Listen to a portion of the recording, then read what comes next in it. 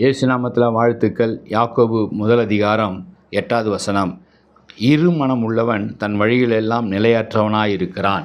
எந்த ஒரு காரியத்தை நீங்கள் செய்ய ஆரம்பித்த உடனே அதை குறித்து இப்படி செய்திருக்கலாமே, அப்படி செய்யலாமே என்கிற காரியம், சிந்தனைகள் வருகிற ஒரு மனுஷியாய் நம்ம இருக்கக்கூடாது என்று இந்த வார்த்தை நமக்கு கற்றுத்தருகிறது. இருமனம். அநேகர் இன்றைக்கு எடுக்கிற தீர்மானங்களில், அவர்கள் எடுக்கிற முடிவுகளில் இதையும் எடுக்கிறார்கள், அதையும் செய்யலாம், இதை செய்யலாம், அதை செய்யலாமா என்று தடுமாறிக்கொண்டே இருக்கிறதுனால தான் காலதாமதங்களும் பொருள் விரயங்களும் சமாதான குறைச்சல்களும் இருக்கிறத நம்ம பார்க்குறோம்.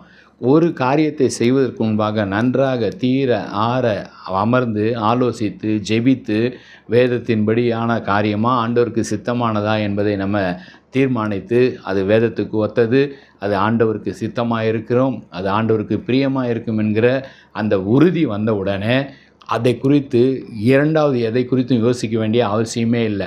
செகண்ட் தாட், செகண்ட் ஒப்பீனியன் நமக்கு தேவையே இல்லை. ஒரே ஒரு டிசிஷன் ஆண்டவருடைய சமூகத்தில் காத்திருந்து நம்ம பெற்றுக்கொண்ட உடனே அதை தைரியமாக, சந்தோஷமாக, சமாதானமாக அதை நம்ம செய்யும் பொழுது நம்ம ஜெயத்தை பெற்றுக்கொள்ள முடியும். ஆகவே எந்த ஒரு காரியத்திலையும் இருமனதோடு நம்ம அந்த காரியத்தை செய்யக்கூடாது என்கிற அந்த சத்தியத்தை கற்றுக்கொள்வோம். ஒரே மனதோடு, ஒரே நோக்கத்தோடு நம்ம அதை செய்யும் பொழுது நிச்சயமாகவே நம்ம ஆசீர்வாதத்தை பெற்றுக்கொள்ள முடியும். ஜெபிப்போம். அன்பின் பிதாவே, என்னுடைய வாழ்க்கையில் நாங்கள் எடுக்கிற தீர்மானங்களில் குழப்பாதபடி, மற்றவர்களையும் நாங்கள் குழப்பி விடாதபடி, ஆண்டவரே, நாங்கள் எடுக்கிற தீர்மானத்தை அதிக முறை நாங்கள் ஆலோசித்து ஜெபித்து உம்மிடத்திலிருந்து ஆலோசனையை பெற்றுக்கொண்டு நேர்த்தியாய், ஜெயமாய், வெற்றியாய் அதை செய்து முடிக்க நீங்கள் கிருபை தருவீங்க. அதை நாங்கள் நன்றி செலுத்துகிறோம், சோத்திரிக்கிறோம். அப்படியே எங்களை நடத்துங்க. இயேசு நல்ல பிதாவே, ஆமேன். God bless you.